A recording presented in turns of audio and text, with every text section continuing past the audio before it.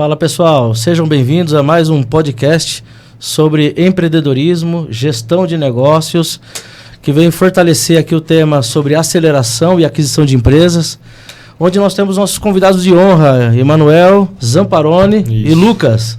Sejam muito bem-vindos a esse bate-papo, que nós vamos compartilhar aqui uma série de informações poderosas para alavancar negócios, né? Ótimo. Hoje já anunciei para o pessoal aí do canal dizendo que vai vir conteúdo pesado para a gente discutir aqui. Boa, muito bom. Tá bom?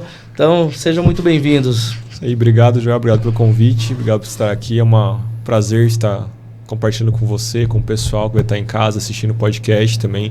Um pouco mais da nossa experiência, da nossa vivência. Igual você falou, vai vir coisa poderosa. E para quem quiser, já vai anotando, porque verdade. Realmente pode ser um conteúdo que vai transformar o negócio da pessoa. Legal, bacana.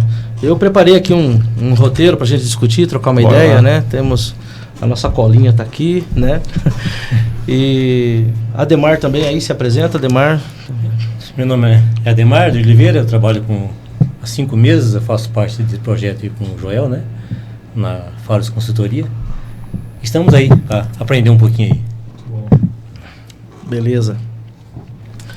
Emanuel, quando a gente está conversando sobre adquirir empresas, quais são os critérios que fundamentam a relação de aquisição ou aceleração de empresa? Tá, quando a gente pensa em aquisição, cada pessoa, ou grupo, ou fundo de investimento, ele vai ter uma tese de investimento. Então eu vou falar da nossa tese, né? A nossa tese, ela parte do princípio de que o vendedor ele precisa ter um bom motivo de venda. Então, o que é um bom motivo de venda? A gente considera bons motivos de venda a aposentadoria. Então, o dono quer se aposentar. Motivos de saúde, né? Bom motivo de compra, mas não somente de venda para o vendedor, mas divórcio, dissolução societária, mudança de país. Isso parte da nossa tese de investimento. É um primeiro fator, entender o motivo de venda. Porque a gente não quer comprar uma empresa que a gente não entenda porque o vendedor está querendo vender. Pode ser que às vezes ele veja que o mercado está caindo, ele quer simplesmente despachar essa empresa.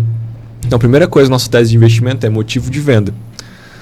Parte disso, o que acontece? Uma empresa vai ter 3 destinos. Sempre tem 3 destinos. Ou ela vai ser vendida, ela vai fechar, falir ali, ou ela vai ser herdada.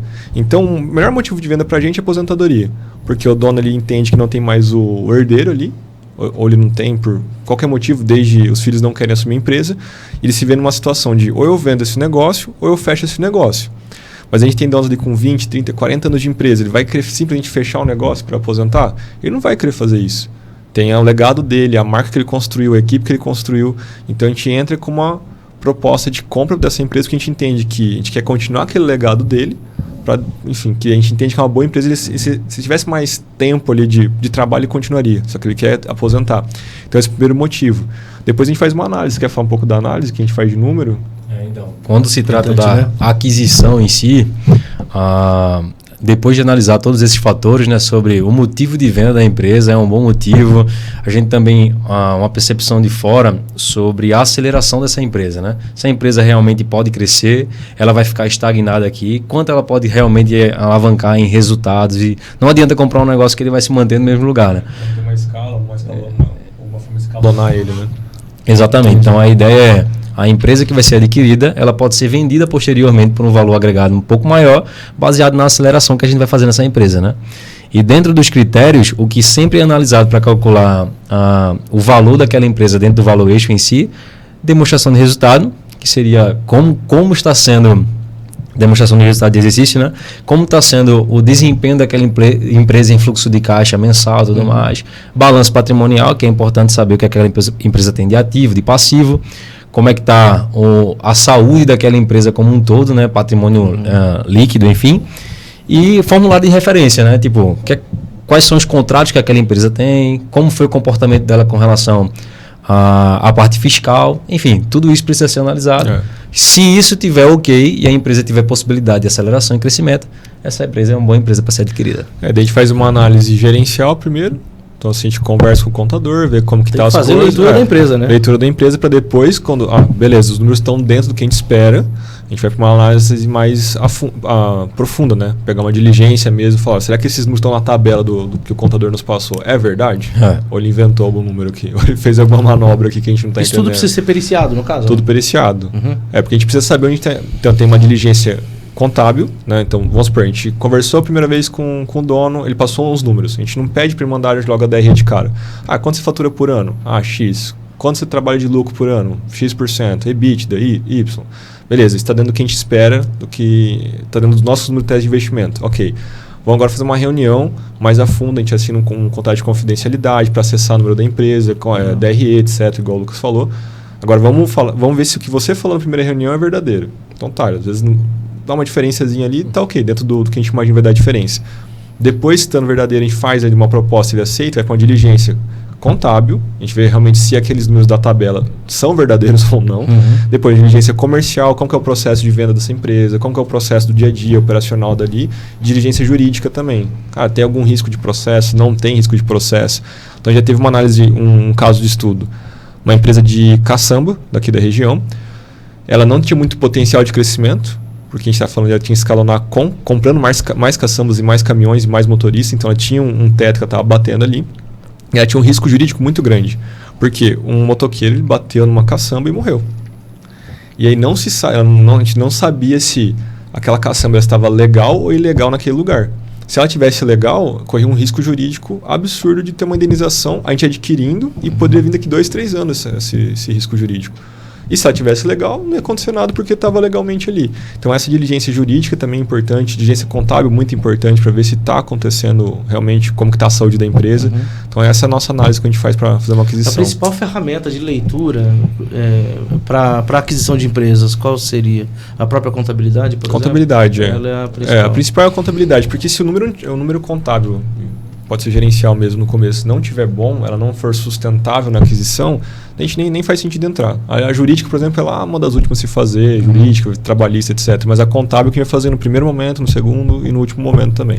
Então, todo empresário que decide acelerar seu negócio ou vender a própria empresa, ele precisa manter a contabilidade em ordem, certeza. Não tenha dúvida, porque senão já frustra o projeto aí, né? Eu lembrei de um caso também, é que a gente analisa bastante empresa e a gente tem muita... É um funil, né? Então a gente analisa muita empresa, entra em contato com algumas, tem reuniões com algumas, até a parte de aquisição final vai caindo muita empresa. E é engraçado, você até sabe qual que é, né?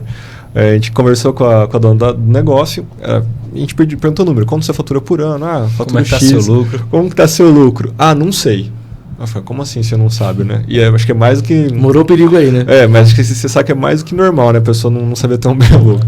Aí ela falou assim, não, mas a gente teve, com o lucro que eu ganhei no ano passado, eu comprei 2 terrenos de 70 mil. Aí essa era a métrica do lucro dela. Eu falei, comprou, né? E aí? Não tem métrica nenhuma, né, de lucro, né? Depois disso, isso virou a nossa métrica para negócio. Quantos terrenos de 70 mil você consegue comprar? A empresa gera de lucro por ano, né? Isso aí. Quanto mais você investiga em empresas, mais aumenta o aprendizado do que tomar de cuidado, né? Sim, exatamente. O valor da empresa, ela passa pelo faturamento, é calculado lá um valor, a fatura X ano, e na hora da venda tudo isso é analisado. A potência, qual que é a potência dessa empresa em faturar valores futuros. Na compra, na venda, tudo isso é analisado também. Na nossa tese, o que a gente faz? A gente pega o EBITDA dela, então vamos colocar, a gente pega o percentual de lucro que ela faz no ano ali e faz um múltiplo de acordo com a nossa tese. Então a gente vai no máximo de múltiplo 3 do lucro anual dela. Tá. A gente não faz fluxo de caixa descontado do futuro, a gente sempre compra presente e um pouco de histórico ali, porque é parte da nossa tese ali. Então, como que a gente faz o cálculo? Por exemplo, se a empresa está bem administrada, números em dia, então ela tem um valuation maior, um múltiplo maior. Se os donos estão no negócio, ela tem um valuation menor. Por quê? Porque se o dono sair, o que vai acontecer com esse negócio? Às vezes precisa de 3 funcionários para substituir um dono. Exatamente. Entendeu? A quantidade de funções, não só estratégicas, táticas e operacionais que esse cara ocupa, é muita, né? Às vezes o cara é dono, mas o cara tá no chão de fábrica em alguma instância, né? Então ele atua como força tática e estratégica. Se ele sai, 3 funcionários saem com ele, o prolabore dele não sustenta o salário de todos esses funcionários, então termina diminuindo o valor da empresa. Exato, então a gente diminui um pouco o valor. Então, como que é o processo de venda? Enfim, a gente vai fazer... A ferramenta principal para precificar o negócio ou saber o valor dele é o valuation mesmo, né? Exatamente, Tá. Valuation. Isso. E existem várias formas de calcular isso, como o Manuel falou, né? E a análise anterior que nós fazemos como é que está quais são as tuas funções aqui dentro, como é que está distribuído isso, vamos entender a estrutura do teu negócio como um todo, como é que é o organograma da tua empresa, né? Se o cara já responde, a gente conversando com a empresa esses dias, o cara, não, eu sozinho aqui ocupo 3 funções da parte estratégica, então se na parte estratégica ocupa 3 funções e ele recebe salário como um só, cara, parte desse teu lucro aí nem existe, porque a gente vai precisar remunerar pessoas para isso, né? E aí, por exemplo, muitas vezes a empresa é familiar. Então, nesse caso até, é o fundador, a esposa fazer o financeiro. Então, a gente tinha 4 funções para substituir. 3 do fundador e a esposa fazendo o financeiro. Eles recebiam divisão de lucro, e não sei se tinha recebido com o Prolabore, não lembro agora. Mas, sim, basicamente tinha que contratar 4 funcionários para substituir os 2 fundadores. Quando eles saíram, a gente não sabemos como que eles iam performar. Depois que vai caindo a avaliação. É incerto. Por isso que, por exemplo, um fundo de investimento, um family office, ele não vai vir investir nessa empresa. De jeito nenhum. Não faz sentido, é uma empresa pequena ainda. Por mais que você já faça seus 5, 10 milhões por ano. Mas a empresa de fundador ainda, ela tem uma estrutura que ele precisa ter uma equipe de operação, uma equipe para operacionalizar o dia a dia ali, para ela começar a valer um pouco mais. Para sair da mão dele ali um pouco da operação. E o nosso desejo ao efetuar a compra é ganhar com isso também, né? Então, se todas essas pessoas vão precisar ser substituídas, isso já vai consumir uma parte do que está ficando ali de margem. Então, como é que o dono da empresa vai conseguir participar? Sim. De alguma forma? Vai cair muito isso, né? Então, não é viável. E o lance da aquisição ele é muito legal, e da venda de empresas, enfim, pensar a valuation, é porque muita gente que ouve faz assim, não, mas eu não quero vender meu negócio agora, não faz sentido para mim entender sobre esse assunto. Só que um dia o seu negócio, ou ele vai morrer, ou alguém vai herdar ele, ou você vai precisar vender. E o melhor destino para uma empresa é a venda. Verdade. Uma empresa bem sucedida, o melhor destino dela é a venda. Então, se você quer vender e você não sabe agora como está a estrutura do seu negócio, e se ela pode ser vendida sim ou não, se alguém que compra a empresa está interessada nisso, você não vai saber qual é o amanhã do seu negócio, não sabe nem quanto vale. Então, a ideia é, mesmo que você agora não queira vender a sua empresa, procura alguém, nos procura para acelerar essa empresa, para saber quanto é que está o teu valuation, como tu pode melhorar a tua empresa para ela ser vendida posteriormente, para que teu negócio tenha um destino, né? Tenha um futuro. E você lucre com isso também, né? Porque o destino é certo, né? O destino é certo. Uma hora vai chegar, né? Uma hora vai chegar. Como escapar. Uma hora vai chegar. Uma pergunta, né? Até para a audiência. A aquisição e a aceleração, ela é uma coisa só? Ou pode ser feito... Ou dois produtos, por exemplo. Eu posso apenas contratar aceleração de empresas, como uma consultoria empresarial, por exemplo? Ou necessariamente faz parte do produto de aquisição, a empresa vai ser vendida, por isso que você acelera ela? Uma boa pergunta. Hoje a gente consegue entregar os 2 produtos, tanto a aquisição como um produto nosso que nós vamos adquirir com o nosso grupo, ou a aceleração a gente consegue entregar uma consultoria também. Porém, com o tempo, a gente vai remover esse produto de aceleração, porque vai fazer mais sentido só focar nas empresas que estão sendo adquiridas. Mas sim, hoje dá para fazer os 2 produtos. Porque a aceleração igual o Lucas falou, a gente adquire a empresa por múltiplo de 1, de 2, de 3. Daqui a um tempo, daqui 2, 3 anos, a gente fez um processo de aceleração, ela vale agora 5, 7, 10. Como que ela vale isso? A gente tem, igual eu falei, equipe de gestão. Só de ter equipe de gestão ela já vai valer mais. A gente sai de um múltiplo, de um lucro, de um lucro barra faturamento de X, a gente vai dobrar, triplicar esse valor para um family office, para um grupo de investimento, vai ter mais valor esse negócio. Então a gente consegue multiplicar bem esse múltiplo de valuation e vender com lucro lá na frente. Então a aceleração ela está conectada no produto de aquisição, mas também existe uma possibilidade de consultoria de aceleração. Exatamente. Entendido. Isso. Exatamente. E com relação à aceleração, né? Se tratando do múltiplo que essa empresa vai ser vendida, quando na nossa tese de compra de empresa, nós observamos o que foi feito até aqui, como é que está a empresa hoje, o que ela fez aqui para trás, né? Mas quando a gente monta uma estrutura como essa, já pensa no negócio como um todo, a gente já aprimorou as equipes, a parte estratégica, tática operacional, já temos processos bem definidos, a empresa já está com todas as ISOs necessárias, né? A empresa está faturando bem. Aí sim a gente cai para um business plan para esse negócio e a gente consegue vender não só em cima do que ela produziu, porque o negócio está tão solidificado que os investidores têm segurança de que, olha, realmente esse crescimento previsto aqui acompanha o que aconteceu lá atrás e a gente consegue vender em cima do faturamento futuro. E isso que faz muito sentido para a compra e venda de empresa, né? Entendi. Sim. Existe uma questão assim bastante delicada para falar quando a questão da cultura empresarial, né? Então, por exemplo, aqui que eu tomei nota, né? Quando se fala dessa cultura e como garantir que essa empresa tem uma cultura muito bem alinhada e que não vai conflitar com a política de aceleração e aquisição de empresas. Porque muitas vezes há uma colisão, né? Logo ali na frente, por conta de propósitos, por conta dessa cultura mesmo que lá dentro não está alinhada com o que vocês vão trabalhar naquela empresa. Como lidar com isso? Sim. Uma das formas que nós fazemos é, durante a aquisição, a gente perceber quem são as peças-chave daquela empresa. E normalmente a gente oferece um percentual, ali um percentual do equity para ela também entrar junto na aquisição.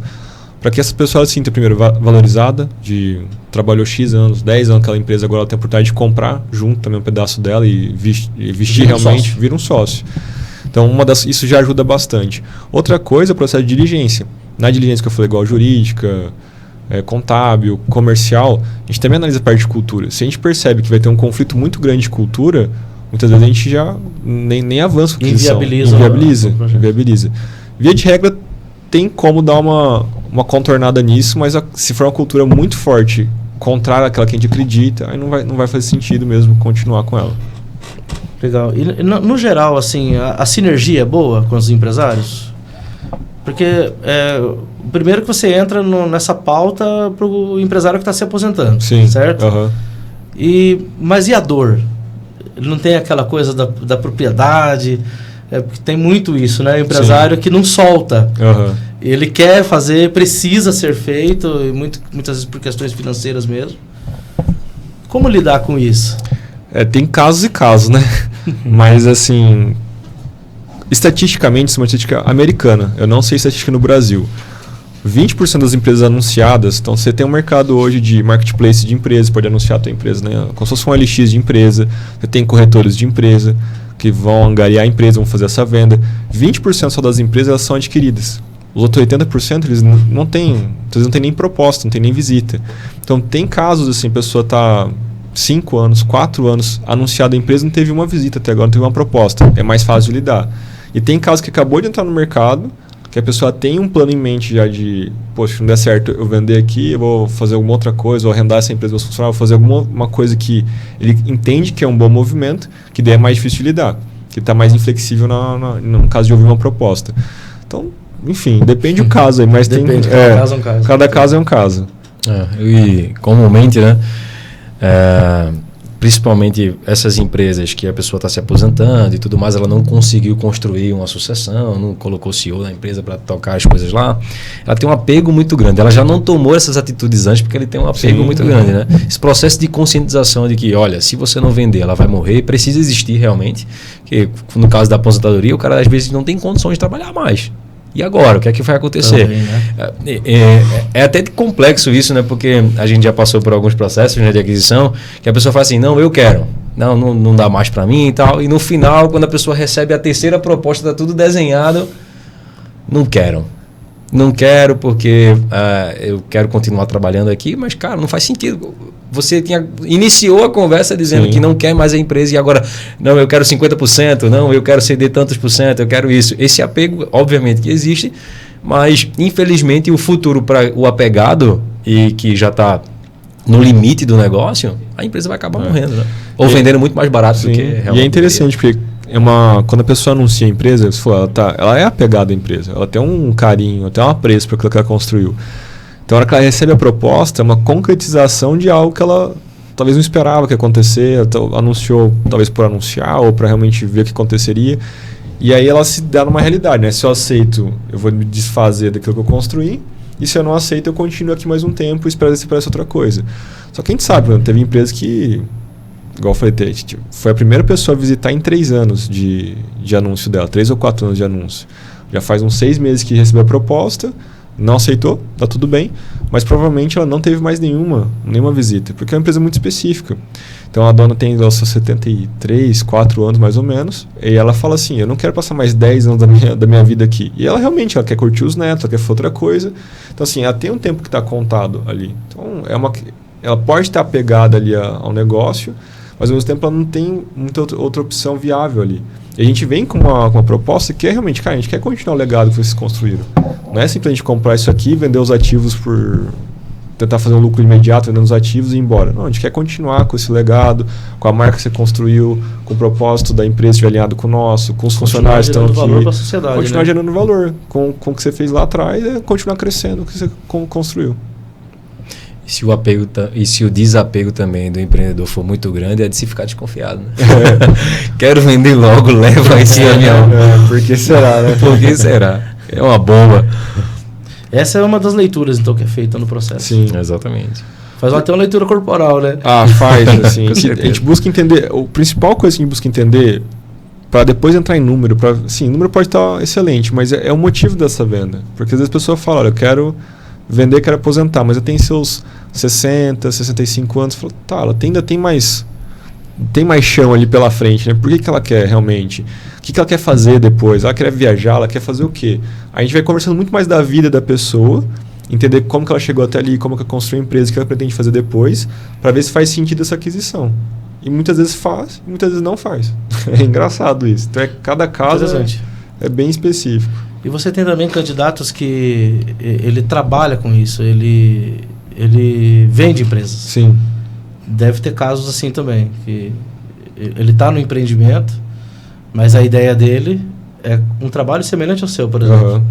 Ele compra, ele atua, né, formata processos, a empresa fica rentável e aí encontra o Emanuel e o Lucas. Isso. Tem casos. Quero também vender essa empresa. Inclusive acho que foi hoje, né? Que Hoje, apareceu um caso desse, né? Hoje Então, faz negócios entre profissionais aí do mesmo segmento praticamente. do mesmo segmento.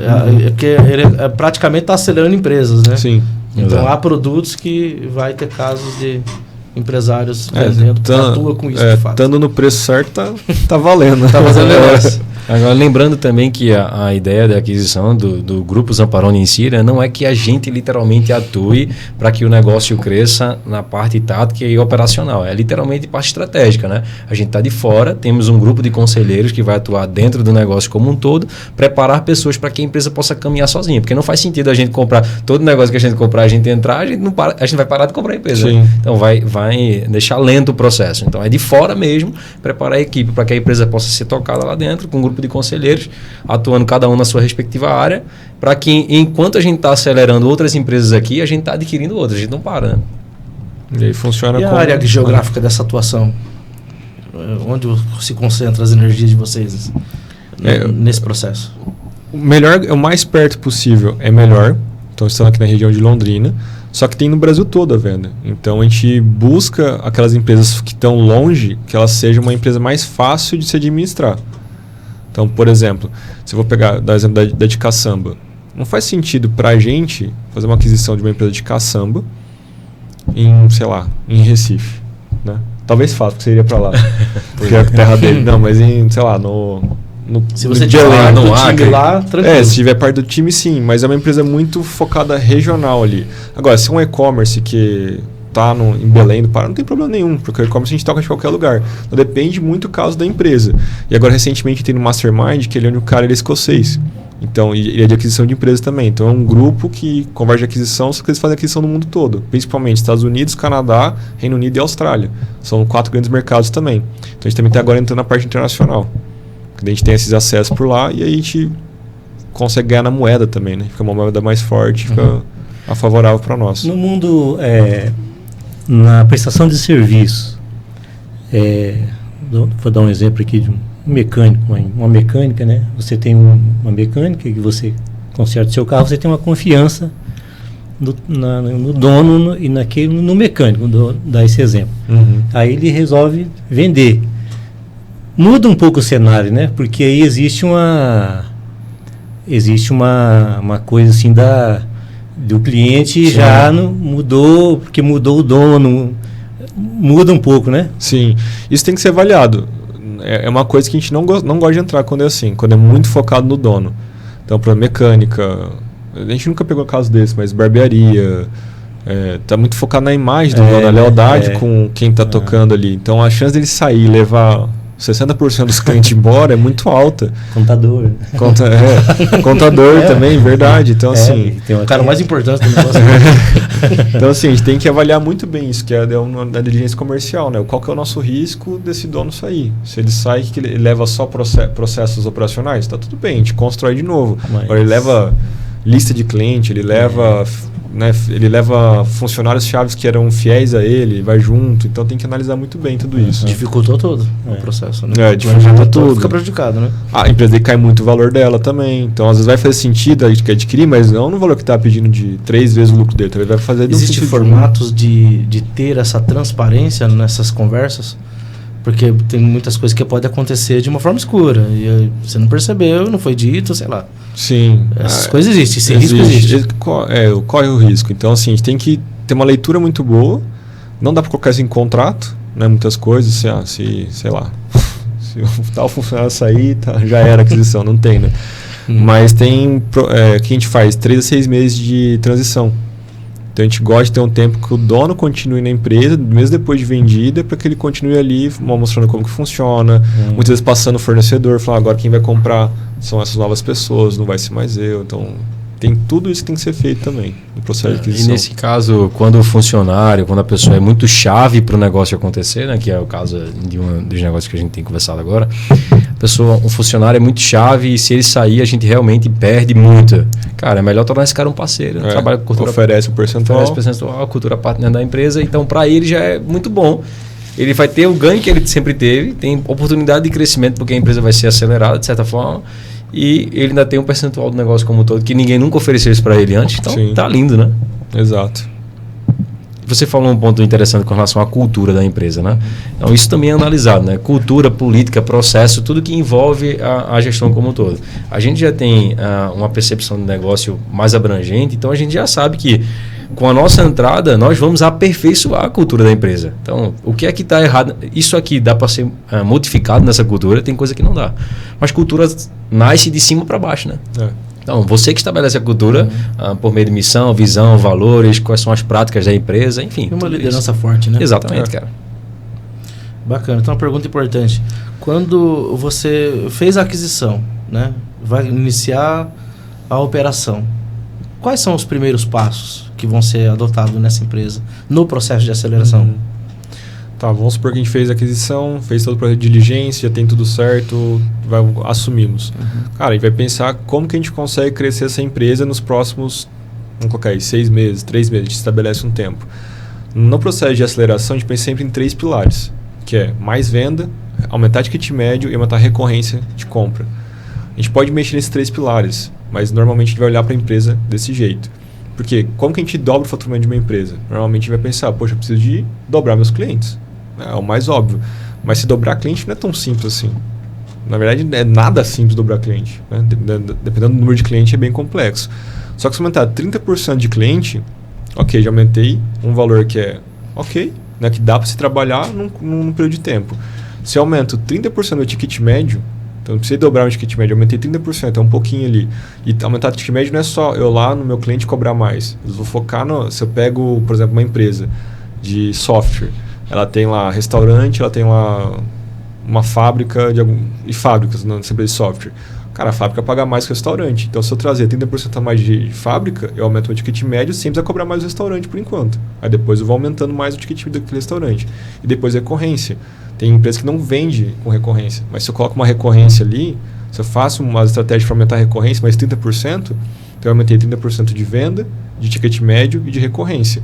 Se eu faço essa multiplicação, eu aumento 120% do faturamento da empresa, 119% naquele mesmo período. Então eu dobro o faturamento sem ficar só focado num dos pilares. Eu olho para 3 pilares e começo a traçar estratégias de como que eu vou fazer aquela empresa crescer utilizando esses 3 pilares de aceleração. Então, ou seja, estratégia mesmo, né? Sempre no nível estratégico do negócio, né? Sim. Isso não é só analisado assim que o processo de aquisição se concretiza, né? Isso é antes. Se a gente olha para a empresa de fora e olha, essa empresa não tem potencial nenhum de crescimento. O exemplo da empresa lá, né, que é uma empresa não sexy, né? Que é a empresa de cação, por exemplo. Não, é um negócio que para eu escalar isso aqui a nível nacional, eu vou ter um trabalho absurdo. É quase impossível disso acontecer. Mas tem empresas que não. Aqui, se a gente só trabalhar, a gente tem 31 formas de acelerar o negócio, né? Não é possível que uma dessas 31 se encaixe nesse negócio. E de fora a gente já observa, olha, isso aqui já pode ser aperfeiçoado. Então a gente já sabe, antes de entrar, que se entrarmos, nós vamos alavancar o crescimento daquela empresa. Esse exemplo da Caçamba, por exemplo, eu consigo aumentar 30% de ticket médio dela? Não consigo, porque ela tem concorrência de mercado na cidade. Então, se eu aumento 30% de ticket médio, cara, Caçamba é Caçamba, não tem muita diferença de serviço. Então, se ela aumenta 30% aqui, a minha concorrência iria ganhar no preço. Então, não posso aumentar o ticket médio. Posso aumentar o número de venda? Não posso, porque já estava quase na capacidade média de aluguel de Caçamba ali. Então, tem que comprar mais Caçamba para alugar, para poder ter mais cliente. Então era uma empresa que ela ia ficar bem restrito, né? Bem restrito, então não faria sentido fazer essa aquisição. Agora, tem um e-commerce de roupa, por exemplo, que a gente também analisou. Consigo aumentar a venda? Consigo. Tranquilamente consigo aumentar no e-commerce. Consigo aumentar ticket médio? Consigo também. Eu posso ver, pegar toda aquela lista de venda do último ano, ver qual foi as peças que mais venderam, no melhor preço, qual foi o ticket médio maior, se ela foi vestido. Então vamos dar um foco maior investido, por exemplo. Vender mais para o mesmo cliente, né? E depois vender mais para o mesmo cliente. Nesse caso, no e-commerce tinha 22 mil pessoas na base de dados de cliente. Eles mandavam e-mail uma vez por mês, só com oferta, com promoção. E ele poderia mandar todo dia. Só que eles não tinham expertise em marketing, então poderia mandar todo dia, fazer muitas campanhas ali que ia aumentar a recorrência, aumentar cliente, aumentar a ticket médio tranquilamente. Então era um negócio que daria para realmente crescer forte ele. Diferente da Caçamba, que olhando já de fora, a gente já sabe, não tem como crescer isso aqui. É muito oneroso crescer. Tem custo de oportunidade. Se a gente tinha um negócio de Caçamba, ia perder muito tempo, energia e dinheiro aqui e poderia investir em outro lugar. Legal. Tem uma dimensão grande aí, né? Para discutir nesse mercado. Tem muita coisa que envolve, né? E é interessante que algumas pessoas de fora podem pensar assim, mas por que o próprio empreendedor não faz isso com a empresa dele, né? Porque ele mesmo não acelera. E por isso a importância também do produto de aceleração, né? Vocês fazem isso, olha, até então a gente consegue fazer, dependendo do nível do negócio e onde a gente pode chegar com isso, enfim. E essa aceleração também pode nos conceder um percentual da empresa, né? Que talvez não seja uma venda full, né? 100% da empresa, mas 20% da empresa. Então, uma aceleração que a gente vai fazer. Mas olhando o negócio, o ecossistema como um todo, aquele empreendedor ele não nasceu para acelerar aquela empresa de uma forma nacional, por exemplo. Né? A expertise dele é outra. Enfim, e tá bom, né? Sim, tá bom. E tá tudo bem, isso não é um problema. Mas tendo uma equipe por fora que vai acelerar aquela empresa, cara, é o melhor cenário. Legal, você comentou um negócio legal aí. Então a venda ela pode ser parcial, né? Pode ser parcial. Depende quem vai ficar com outra parte, né? Então se assim, depende do perfil do cidadão. Depende do perfil. A gente até desenvolveu um índice em conjunto que é o IDQ, que é o índice de querência. Índice de querência. O que é querência? Explica aí. Querência é vontade. Eu quero. Uma vez isso a gente fala na minha região lá, né? Esse cara tá com querência. A gente desenvolveu o índice de querência, mas é justamente isso. Você olha para o empreendedor e vê quanto ele quer, né? O quanto ele quer. E tem cara, a gente tá negociando uma empresa até próxima aqui, que a empresa está à venda, ele tem outras oportunidades, né, próximas a ele, enfim, que são muito rentáveis, mas todo dia o cara mostra lá, olha, tem novos contratos chegando, olha que um novo contrato que chegou, a empresa está para vender. Os contratos que ele está fazendo provavelmente vai ficar para a gente. Mas o cara está com índice de querência alto. Esse cara faz sentido ter ele na empresa? Lógico. Se ele realmente não tem só querência, mas tem saúde para isso, né, tem tempo para isso, faz sentido ter esse cara dentro. Né? Aí você quer ter ele como parceiro. Aí faz sentido. Faz sentido, porque vai ter um percentual relevante. Então, se ele quer... Qual que é a grande dificuldade que eu vejo muito em questão de sociedade? Pode estar com um propósito alinhado, valores alinhados, os objetivos estão alinhados, mas a velocidade não é a mesma. Então, às vezes, você quer ir com o seu sócio para algum lugar, cara, a gente quer ir para São Paulo, por exemplo, mas o sócio quer ir a pé e você quer ir de avião.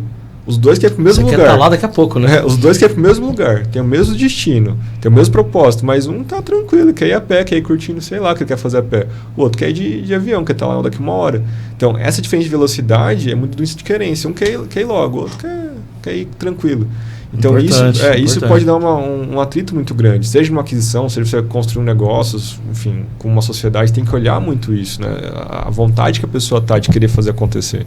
Então, aí tem que analisar isso também, quando é parcial o negócio. Você tem que ter um belo de um checklist, hein, pra fazer esse estudo aí, hein? E tem coisa que é no tato mesmo, né? Tem coisa que é no dia a dia, experimentando da pessoa.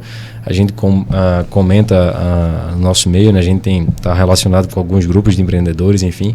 Mas tem coisas que pra gente são valores e princípios que, se numa conversa a pessoa solta aquilo pra gente, que já não tá de acordo com o que a gente acredita, o cara pode ter o nível de querência que for, mas se o cara em algum momento comentar que trai a esposa, um exemplo, cara, não vou fazer negócio com esse cara.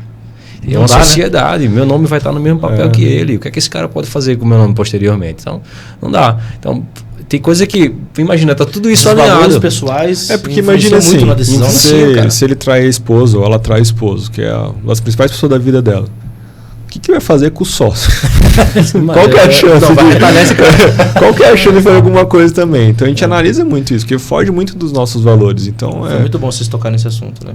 Esses valores pessoais influenciam muito na saúde de qualquer negócio, de qualquer empresa. Exato. E o histórico da pessoa também, né? O formulário de referência não envolve só o histórico da empresa, envolve o histórico do sócio. Aí você vai ver o cara tem uma empresa linda agora, mas, perdão a palavra aqui, se você está assistindo e você é envolvido com isso, saia disso. O cara é um piramideiro da vida, já fez falcatrua com um monte de gente, já mexeu com o bolso de muitas pessoas, já... Aí, quem é teu sócio? Esse cara aqui, cara, não vou fazer negócio com esse cara, tem nem perigo. Não, mas é uma oportunidade ímpar, beleza, Deus vai me dar outras. E ponto. Só o fato de estar relacionado com esse perfil de pessoas você acaba... agride tua imagem. Sim, você tá no mesmo contrato que a pessoa, né? No mesmo de alguma contrato, forma, assim... É uma sociedade. Cara, a experiência com a sociedade. Eu tenho experiência com a sociedade, você também tem experiência com a sociedade. E sociedade é o seguinte, você conhece a pessoa por muitos anos, vocês fizeram muitas coisas juntos, não eram sócios, trabalharam juntos, não eram sócios, tudo funcionou muito bem. Cara, parece uma coisa. O cara se tornou teu sócio, o cara começa a explodir, tudo mudou. Então, imagina com alguém que eu não conheço. Imagina com alguém que está chegando agora. Não, mas minha empresa é muito bem sucedida. Mas eu não te conheço, cara. Vamos caminhar junto de alguma forma. Com relação ao empreendedor se manter no negócio, cara, quer se manter aqui, vamos te manter como um conselheiro. É engraçado que uma das empresas que a gente estava no processo de aquisição, né, que ainda está, na verdade, né, ele fez assim, mas eu posso ser demitido depois? Eu pode sim, com certeza. No dedo? Pode sim, com certeza. Não trabalhe não. Ele falou assim que ele continuaria resultado, né? Ele continuaria como um CEO ali, como executivo, né? Ele falou, posso ser demitido? Eu falei, claro que pode, pô. Você não entrega resultado, você faz cagada. Lógico que escorre risco. Na verdade, colocou o negócio em risco. Sim. Pronto, já está sujeito a essa demissão, né? Exato. Seja quem for, né? Exato. Tem que... E essa questão de apego, você fez uma pergunta, é interessante a gente ver do nosso lado também. Porque como tem muita oportunidade de aquisição, igual eu falei, 20% das empresas são adquiridas. Isso é estatística americana, provavelmente no Brasil é menos. Então quer dizer que assim, a gente não fica muito apegado. Se é um bom negócio, cara, os números estão bons, a pessoa é boa, seria uma boa aquisição como um todo.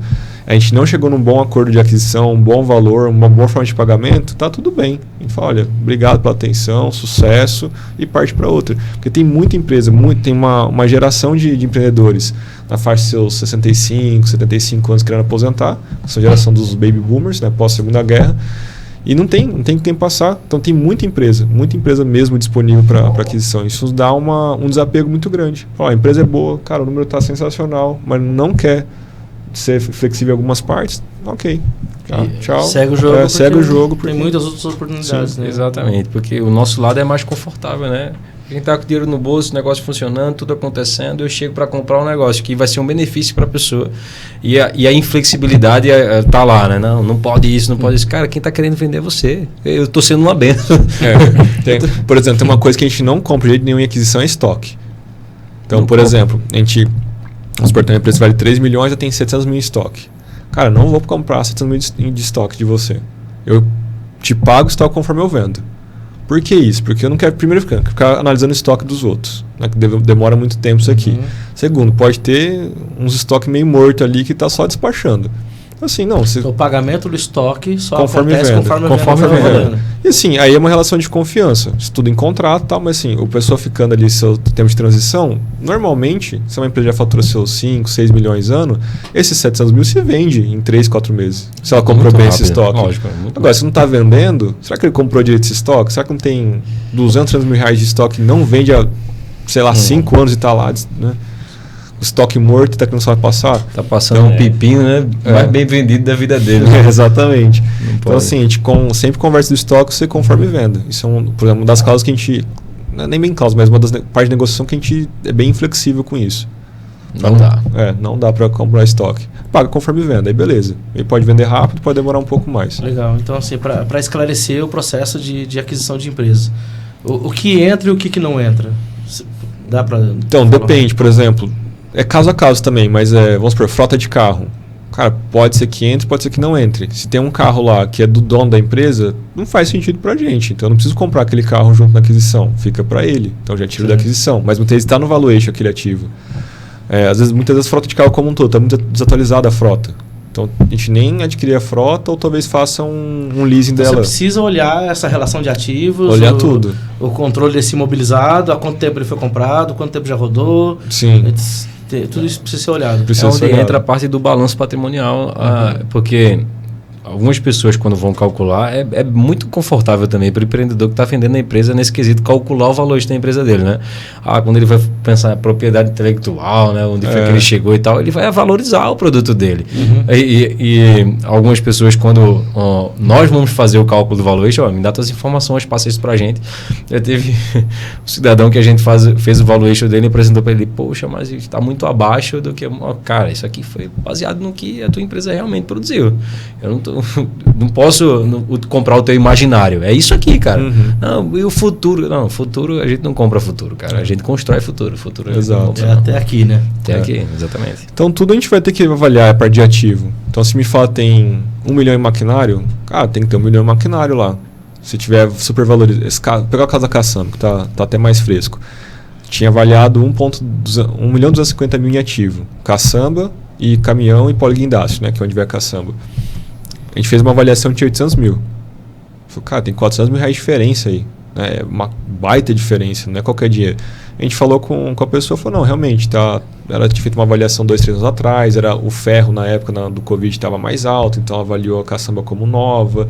Então, assim, tem várias coisas que a gente tem que dar uma perguntada, igual o Lucas falou, vai ter uma supervalorização, porque ela tem um apreço para aquele ativo dela, né? Como um todo, né? Então tem que olhar parte por parte do que está entrando ali na compra, para saber se a gente está realmente comprando bem ou se não está comprando bem, né? Então... É interessante. Pontos aí para pesar, né? Tem. Exatamente. Nesse processo de aquisição de empresa, quais ferramentas são utilizadas para fins de gestão do negócio, dos primeiros passos que vão ser estabelecidos, né? Para o empresário que vai passar por esse processo, né? E pode ter também parte dele participar desse processo, numa aquisição parcial, por exemplo. Que ferramentas que serão utilizadas lá dentro do negócio? Quando você fala ferramenta, me dá um exemplo. Ferramentas de gestão que vão ser praticadas lá dentro. Tá. Por exemplo, uma ferramenta não é bem de gestão, mas que a gente utiliza muito é o SWOT, que é uma matriz de SWOT, né? Que é as força, fraqueza, oportunidade e ameaça. Para a gente entender quais são os pontos fortes dessa empresa, pontos fracos, que a gente vai precisar olhar internamente para melhorar, quais são as oportunidades de mercado que tem, quais são as ameaças de mercado. É uma das primeiras coisas que a gente faz. Que outro que você quer mais... Então, olhando para o negócio, de imediato, toda empresa, quando alguém entra de fora, você consegue cortar algumas despesas rapidamente, então você já vai melhorar a sua margem ali, né? É imediato. Olhar para a parte de aceleração na parte de vendas e marketing é bem importante também, mas olhar para a parte dos custos do negócio, né? Olha, onde é que a gente pode cortar isso aqui? Energia solar, por exemplo, uma empresa que tem um consumo de energia alta, a gente já vai pensar nisso. Né? Alternativas, né? Exatamente. Quais são as alternativas? Até com relação à conta de água, né? Por exemplo, rapaz, às vezes pagar água pelo fornecedor do estado que coloca lá, é até melhor a gente comprar de fora, de outro lugar. Enfim, esse é um ponto que precisa ser observado, né? Mas quando você perguntou de ferramenta, além dessas convencionais que existem, a gente construiu as nossas também. Por exemplo, isso que eu estou falando para você, né? Da parte estratégica, tática e operacional. Peraí, como é que está constituída a força estratégica aqui? Quais são as funções que esse cara ocupa? Então, a gente tem a nossa forma de olhar para a empresa, que são as ferramentas da nossa aceleração. Né? Quem é que deve realmente compor a força tática? Qual o salário que essas pessoas estão recebendo? Quem aqui não tem condições de se manter nesse lugar? Porque, às vezes, o salário desse cara está altíssimo, mas não condiz com a função no mercado, cara. Não condiz. Então, tudo isso precisa ser analisado. O que é o operacional dessa empresa aqui? Quantas pessoas realmente precisam? Não, tem esse cara aqui, ele faz essa função mínima e tem... Não, mas uma pessoa poderia ocupar essas duas funções. Isso não é desvio de função. Tipo, ainda na mesma esteira, esse cara se encaixa aqui. Então, temos as nossas formas de visualizar isso, né?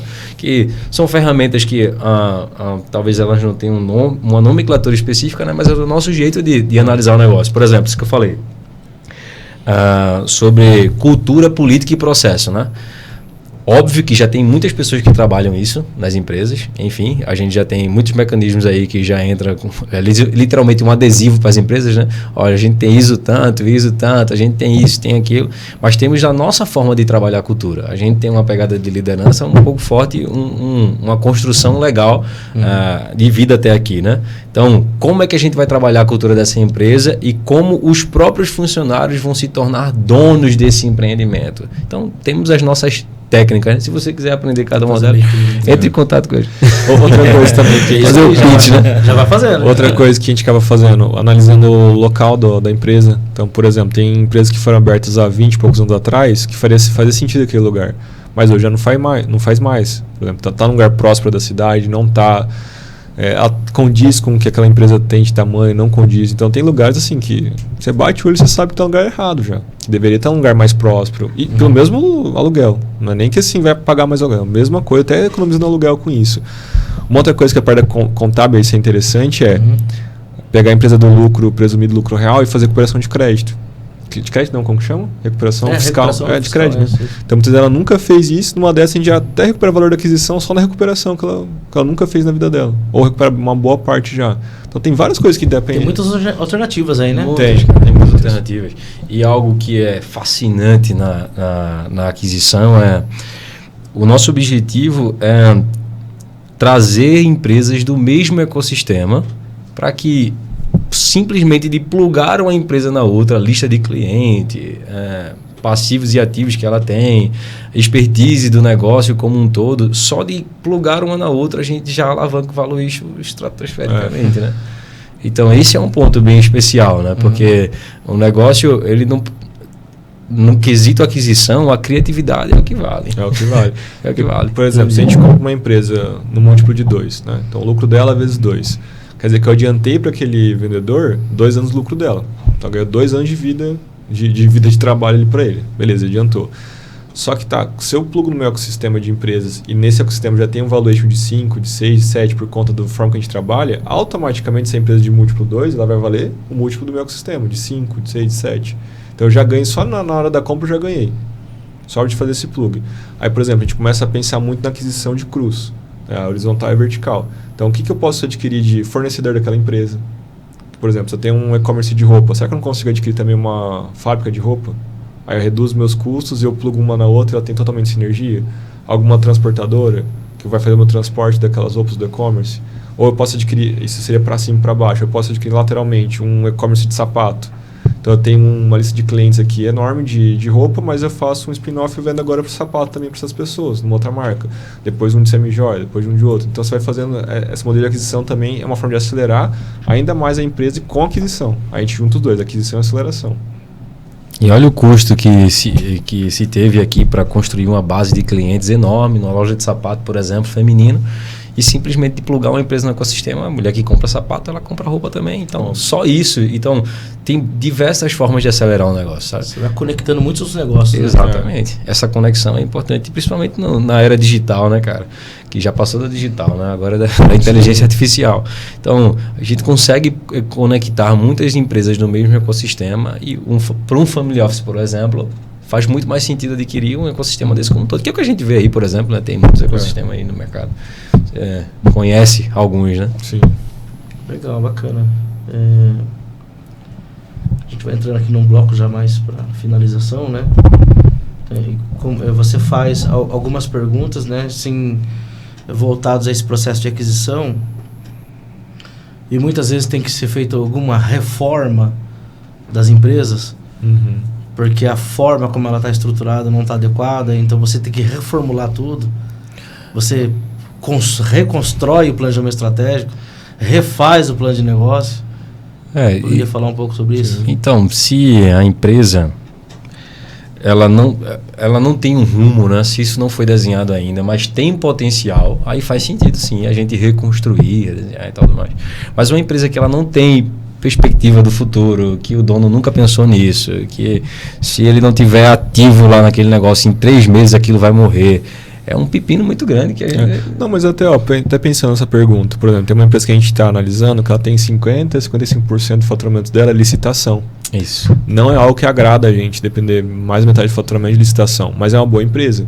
Então uma das coisas que a gente precisa fazer lá é reformular um pouco disso, de falar, a gente precisa de mais uma... Eles não têm equipe de venda, se não me engano, não lembro agora. Mas agora não tem. Não tem, né?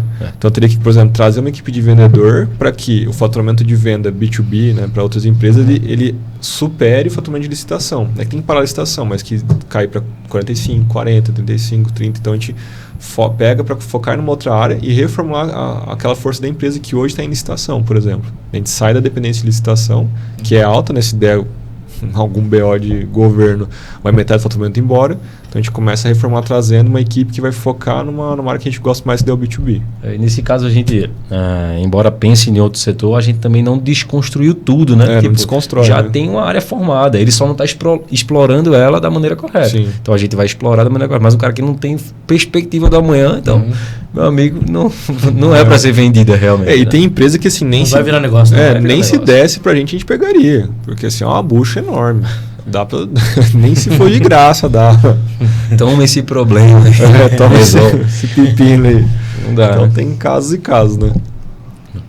Legal. E para os empresários que estão buscando acelerar negócio, que erros que deveriam evitar, que vocês veem, encontram no mercado aí, e que acaba não vingando o negócio, que conselho vocês dariam? Boa pergunta. O primeiro acho que assim, é não focar só na aquisição de novos clientes. Porque aquilo que a gente falou, tem 3 pilares de uma aceleração. Não tem só 3, tem 4, tem 5. Se você olhar bem uma empresa, você pode melhorar o operacional dela, você reduz custos, aumenta o teu lucro. Tem várias formas de você trabalhar essa aceleração. Então, muitas vezes o empreendedor fica só focado em eu quero mais clientes. E ele esquece do restante. Ele esquece que poder fazer um trabalho um pouco... Ele está focado na aceleração, mas ele divide esforço ali em várias áreas, em vários pilares. Igual eu falei, aquisição de novos clientes, ticket médio, renovação. Então é muito melhor você distribuir nisso do que só botar energia em quero novos clientes. Aí você esquece de fazer uma renovação de cliente, você esquece de aumentar a tua LTV, né, com o lifetime daquele cliente. Então, enfim, o primeiro conselho que eu daria é não olhe só para preciso vender mais. Tá, venda mais, é importante continuar vendendo, mas que outras coisas pode fazer para aumentar o estado da tua empresa sem ser só vender? Tem outras formas também de trabalhar isso. Processos, forma tributária. Contratar. Planejamento tributário. Sim, contratar vocês, por exemplo, ter uma boa assessoria contábil. Você já melhora muito o processo da empresa. Você pode ter custos lá que você não precisaria ter, pode ter, enfim, sabe melhor, né? Mas pode ter várias coisas que só de bater o olho já saberiam como melhorar, né? Tem algumas coisas que para alguns empreendedores é um custo muito alto e tal, ou melhor, uma despesa alta, né? Que custo ele vai trazer um retorno de alguma forma para aquela empresa, né? Então, por exemplo, um empresário hoje que não tem uma boa assessoria contábil, cara, isso é um absurdo. Não, ele consegue fazer por si só e você vê, tem empresas que saem criando 50 CNPJ porque não quer chegar no lucro real, o lucro presumido tal, porque vai ser... Cara, às vezes perde tanto em gestão, você perde demais. Então, é uma burrice muito grande você achar que está crescendo, limitando seu crescimento, né? E um outro ponto, com relação ao conselho para o empreendedor em si, eu acredito que os 3 maiores ativos que a gente tem é o tempo, os recursos que a gente pode adquirir e as pessoas que a gente coloca à nossa volta também, cara. Tomar cuidado. Se você não prepara pessoas, se você não forma liderança, se você não se preocupa com as pessoas, e uma empresa que não tem propósito, talvez ela nem deveria existir, né? Mas a empresa tem que ter uma direção, tem que ter um propósito, tem que ter um sentido. E se você... indo, né? Exatamente. Se você presta atenção no propósito das pessoas que você tem trazido para perto e coloca ele para participar do propósito da empresa, cara, você só vai fazer aquela empresa crescer. Sim. E você falou uma coisa boa de investir investir em pessoas, né? Eu já dei, antes de focar em aquisição, eu já dei muita mentoria e consultoria para empresário e empreendedor. E a grande maioria deles tinha medo de investir em pessoa. Falar, mas eu vou investir na pessoa e daqui 3 anos, nem 3 anos, 3 meses, 6 meses ela sai. Eu falo, invista. Melhor do que ela ficar sem ter treinamento, né? A ignorância custa muito mais caro. Né? Custa muito mais caro. Então entrega tudo que você tem para aquela pessoa, que você possa entregar para aquela função, para aquele, enfim, você quer um braço direito, cara, entrega tudo. Não precisa ficar segurando informação, segurando conhecimento, treina aquela pessoa, porque os maiores ativos que você vai ter na sua empresa são pessoas, né? Você pega um hotel, por exemplo. Um hotel, ele é feito de pessoas. Se você tira todos os funcionários de lá, acabou, vai ficar um prédio abandonado. Então, o maior ativo que a gente tem em empresa é investir em pessoas, investir em treinamento, investir no desenvolvimento delas, independente se daqui 1 ano, 2 anos, 5 anos ela saia. Que ela saia e continue prosperando, mas que você não segure isso de investir nas pessoas, né? E outra, não é todo mundo que quer sair da empresa, né? Existem 2 perfis de pessoas boas, né? Pessoas boas já. Tem um cara que ele é empreendedor, que ele realmente quer desbravar, quer abrir o negócio dele, tá ali para aprender, para entrar em outro lugar. Mas tem gente que quer ser funcionário pro resto da vida. Isso não é ruim, não. Eu não acho que isso seja ruim. Tem bons funcionários, se ele deixar de ser bom funcionário, ia ser um problema para muitas empresas, né? Mas se você não quer perder essa pessoa, pensa num plano de carreira. Transforma essa pessoa, por exemplo, eu gosto muito do Roberto Justus, né, quando ele fala sobre a cultura partner das empresas dele. Olha, se tem um cara na minha empresa, eu tenho um plano de carreira no meu negócio, que ele vai chegar dessa forma, ele pode chegar até aqui. Quando ele chegar lá, se não existe mais espaço para ele ir para outro lugar, ele eu quero sair, peraí. Faz sentido para você ser parceiro desse negócio comigo, que é um percentual dessa empresa, vamos comprar aqui. Então, veja, tem várias formas de você trabalhar. Agora, pensar com a mentalidade, eu vou deixar de investir na pessoa porque ela pode ir para outro lugar. Óbvio que vão ter pessoas que vão sair, né? A média do tempo que uma pessoa que recebe investimento assim, ela cresce muito, ela passa no máximo 3 anos dentro da tua empresa. E a ideia de muitos gestores não, eu vou mirrar o conhecimento dessa pessoa aqui, o crescimento dela, para ela passar no mínimo 10 anos comigo. Mas eu gosto até quando o Pablo Massal fala sobre isso, né? Que ele fala, essa pessoa que vai passar 10 anos vai entregar 10% dela. Mas a pessoa que vai passar 3 vai entregar 90% dela, porque tu preparou ela para aquilo. Você acelera o tempo. Você acelera o tempo. E um dos teus principais ativos é o tempo, né? O principal, né? Melhor opção, né? Sim. É isso aí, cara. Menos tempo, mas entrega muito mais. Exatamente. Então, é uma pessoa que vai estar pensando no negócio junto com você, crescer junto com você. Ensina esse cara. Ensina esse cara, cara. E faz total sentido. E você olha... E a mentalidade muito pobre, né? Porque quando você olha alguém que pensa e investe no outro, faz o outro crescer, cara... Você olha para um cara desse e você fala, cara, esse cara é muito bem sucedido. A empresa dele vai bem, ele vai bem, tudo que ele toca prospera, ele tem um network absurdo. Então, o cara que pensa da forma ali, não vou deixar o outro crescer... Está pensando no tapete que não pode ser puxado, né? Ele está pensando tanto nisso que a empresa dele não cresce mais. Bate no teto, né? Bate no teto. Bacana. Esse assunto vai por muito tempo, né? Vai. 1 hora é pouco pra gente discutir tudo isso, né? 1 hora é pouco. A gente passa o dia todo falando e não dá nem pra dormir às vezes. Legal, bacana. É isso aí, pessoal. Vocês viram quanto conteúdo que a gente tem aqui, né? Que nós estamos discutindo. Então, peça ajuda. Essa é a verdade, né? No final das contas é isso. Porque o mercado ele é complexo, tem muito que se aprender nele. Então, procura aí esse time poderoso, né? O Grupo Zamparoni, é isso? Isso, Grupo Zamparoni. E procure por ajuda, né? A Faros Consultoria está aí potencializando o negócio, né? Se conectando com esses ícones em aceleração de empresas. Então a gente precisa estar conectado com esse povo mesmo, estar em volta desse grupo aí poderoso, fortalecendo a gestão de negócios. Então é isso. São as palavras finais aí desse podcast que nós estamos trabalhando e tem muito ainda pela frente. Sim, né? Com certeza. Está seguindo esse pessoal para que a gente possa estar cada vez mais fortalecido de ferramentas, né? Que essa é a verdade, né? Você falando do Pablo Marçal, ele comentando esses dias aí sobre usar ferramentas, né? Ferramentas potencializam negócio. Exatamente. E essas pessoas que estão aqui são grandes ferramentas, né? Então é isso aí. Dê palavras finais aí pra gente encerrar nosso podcast, nossa troca de sinergia, né? Quais os próximos passos, para onde esse grupo vai, né? Fale um pouco aí e a gente vai encerrar. Legal. Bom, primeiramente agradecer novamente pelo convite de estar aqui. De novo foi um prazer estar conversando essa 1 hora com vocês. E o nosso objetivo agora, nos próximos 5 anos, chegar no valuation de 1 bilhão no grupo. A gente tem esse objetivo, foi criado.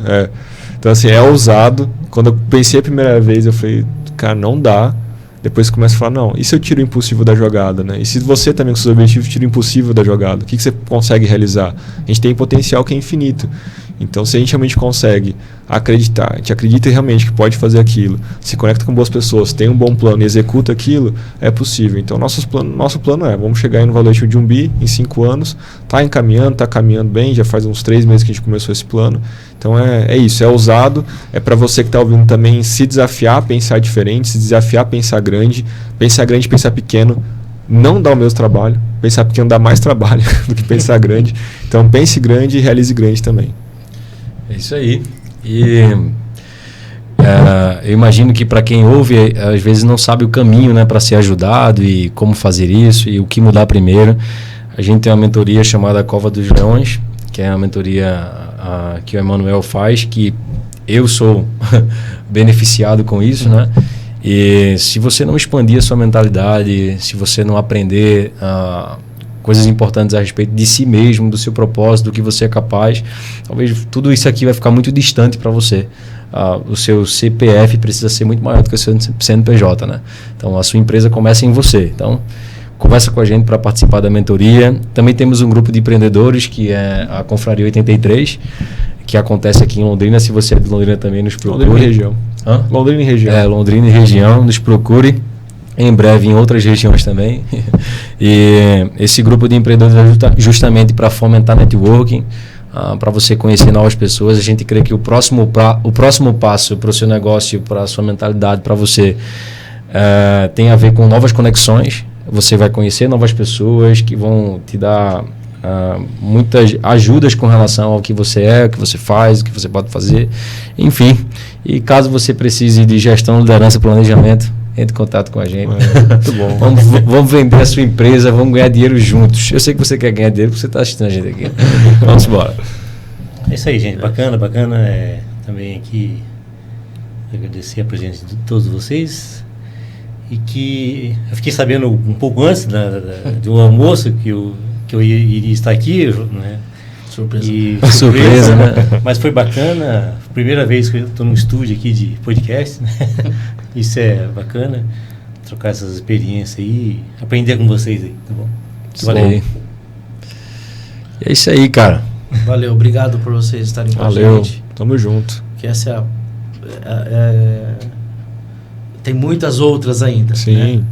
Que a gente vai se conectar e a gente quer estar próximo de vocês. Já somos admiradores do trabalho que vocês realizam. Então é isso. Sejam muito bem-vindos, né? E bola pra frente. Bora pra frente. Bora pra frente. Bora pra cima. Vamos acelerar a sua empresa. Let's go. Índice de querência alto. Tem que ter alto, né? IDQ alto. Sangue nos olhos. Isso aí, cara. Tá Muito bom. Muito Obrigado, bom, muito bom. Agradeço aí. O celular foi pro